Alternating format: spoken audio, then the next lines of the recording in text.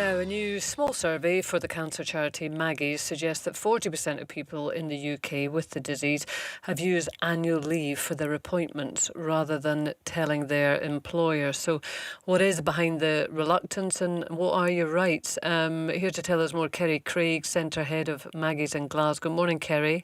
Good morning, Kaye. Good morning. This is a small survey of just over 100 people, but I guess on the ground you get a good sense of how people feel when they get a diagnosis and the conversations that they are worried about. So does work come up, yeah? Absolutely, Kaye. It's something that we will hear really daily in our centres in terms of some of the concerns that come up for people once they've had a diagnosis. Very practical things like work security is often one of the biggest challenges initially with a diagnosis in terms of if people can continue to work, but also challenges around people knowing how to speak to their employers or indeed their colleagues about a diagnosis, perhaps not wanting to be seen as being different or indeed affecting work productivity. So there's so many different challenges that come up that we hear in our centres.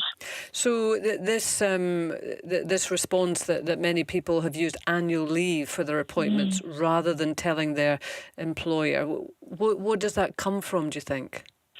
I think it can be a combination of many factors. I think it goes back to that point about people often not being aware, of their legal rights once they have a cancer diagnosis in terms of being able to attend appointments.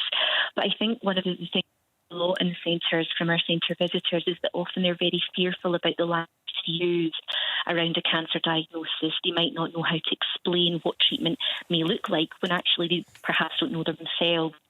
So lots of practical challenges, as I've said, but also the emotional challenges that come up from a cancer diagnosis. Sure.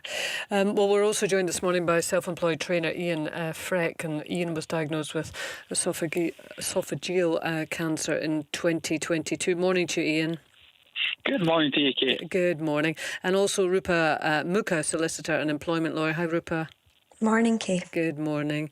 Ian, was that one of the conversations that you were not looking forward to when you got the diagnosis? I'm sure there's so much going on when you get a cancer diagnosis. That's it. When you actually get the cancer diagnosis, your mind just starts racing left, right and centre. And I was that used to working all the time and having a day off sick that it was really strange when you don't know your own systems and processes in place for being off sick for your company, let alone all the legalities around it, because you're not used to being sick and you're fighting to be healthy, you're fighting to be yourself, and you don't want to lose time off if you can help it. Mm-hmm. Yeah, and are you also sort of trying to cling on to a sense of normality? Definitely, and that's one of the discussions I had with someone else beforehand, because although we say our health comes first, but part of our persona is our worth ethic. It's how we see ourselves.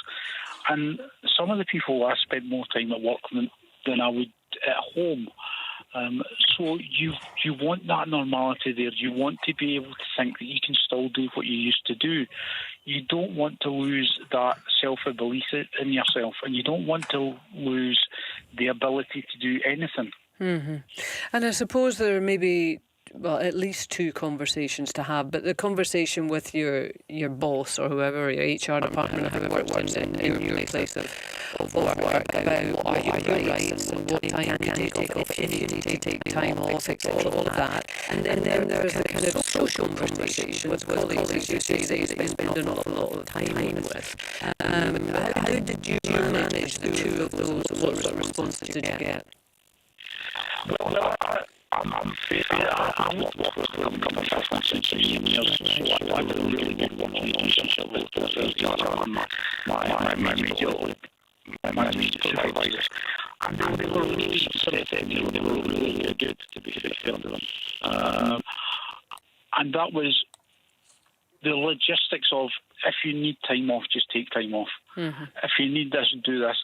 And at an early stage, they came back to me and said, don't worry about money either. We will be paying you full pay if you're off as well. Because that was a concern as well, because being the main breadwinner of the house, you don't know how that's going to work. Mm-hmm. Yeah. Allowing the social conversations, everybody I work across 24 different depots, so it was almost like I had to tell every depot individually, and I was having the same conversation about my cancer on a daily basis. Mm-hmm.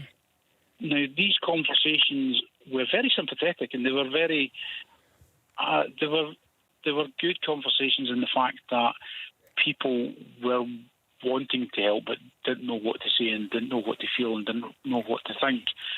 But it did mean that in the initial stages, while I'm still trying to get my head around my own diagnosis, I was having to explain on a daily basis almost what my diagnosis was, what was wrong with me, and continually doing so. Mm-hmm. I mean, I suppose that's where some of the social media platforms that we have, might come in useful. Maybe it is best for some people just to put the message out there so you don't have to repeat having these conversations all the time. Did you do that at all, Ian? Yeah, I found straight away that what I'd done was I told everyone that I wanted to tell on a one-to-one basis, on a face-to-face basis. Mm-hmm. And then I thought to get over that initial people asking me the same questions every single day, I put it out on social media, on LinkedIn and Facebook and things like that, so that everybody would know the same thing at the same time, and I would have it over and done with more or less in the one hit. Mm-hmm, yeah. Your employer, thankfully, was obviously very sympathetic, Ian. Rupa, let me bring you in here. Not everyone is going to be in the same situation, unfortunately, depending on how long they've been at the company, what kind of job it is, their security levels. I mean, what are your basic rights if you were to get a diagnosis which meant that you were going to have extended time off potentially, or lots of appointments, etc.? What should you be saying to your employer? Yeah, thanks, Kate. The first thing is that, a disability is, cancer is a disability. The Equality Act states that a person who's got cancer has a disability. So the first thing is that anyone with cancer can't be treated less favourably than other people. So people who don't have cancer, that would be discrimination. So there's a protection under the Equality Act to start off with, and that kind of manifests itself in lots of different ways. But if we're talking specifically about pay, if you work for an employer, and it sounds like Ian's employer was obviously very good, and you take time off sick, you might be able to get sick pay. The levels of sick pay which are available to you will very much depend on what your particular organisation offers. So the first thing that you would always be doing is going to your contract of employment, or if you can't find that to hand, then speak to somebody in an HR department or someone that can help you. Occupational sick pay is where the company will pay you over and above statutory sick pay. That's their own sick pay scheme. And if you're lucky enough to have that, then that's brilliant. Unfortunately, if you don't have that, then what you're looking at is statutory sick pay, which is not a huge amount of money, unfortunately, but it is money that most workers can get if they're too sick to work. It's about having a conversation. Sometimes you might find that there's not something in a contract of employment necessarily, but I would always urge people to speak to their company, to speak to their organisation, because you will find that 9 times out of 10, there's a discretionary element there that people will say, well, actually, we didn't necessarily plan for this, but here's a really valued employee and we would like to be able to assist you in whatever way we can. But legally, yes, it would be, either statutory sick pay, or if you're lucky, then occupational sick pay over and above. Mm-hmm. And in terms of, going to hospital appointments or other appointments that maybe you have to fulfill, I mean, this survey suggesting that around 40% of people just use annual leave. Are you entitled to attend all of these appointments outside your annual leave? So what an employer has to do if you've got a cancer diagnosis, as I said, it's a disability under the Equality Act. So that means that the employer has to take reasonable adjustments. So that might be changes that allow you to kind of keep on working or return to work. In terms of time off, again, you would need to speak to them. There's not necessarily a right to the time off there, but again, it's a matter of speaking to your employer or your organisation to try and get that time off. It's very difficult when it comes to time off, and you might find that your employer says, yes, you can have that time, but we won't pay you for it, which is why sometimes people end up taking annual leave because you're paid for your annual leave. So sometimes it comes down to a financial element of it.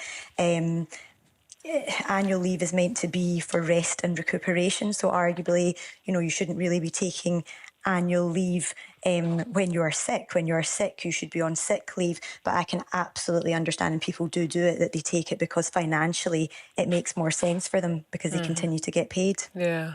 I mean, Kerry, do you think maybe we don't talk about the financial implications of a cancer diagnosis enough? No, without a doubt, Kim. And I think daily in Maggies we see the impact that cancer has in terms of people's finances. And in Ian's case, he had a very good employer, but one of the first things that we would be talking to was cancer diagnosis force other entitlements that they would be entitled to, because sometimes there can be a perception if you are in work, you wouldn't be entitled to any state entitlements, which often isn't the case, especially with the impact that cancer treatment can have on people's health. And that really gives people more flexibility in terms of that return to work, or perhaps slight more of a cushion in terms of the financial impact. But the financial impact is huge at a time when we're already in financial crisis.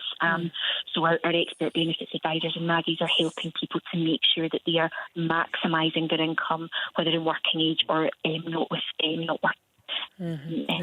Indeed.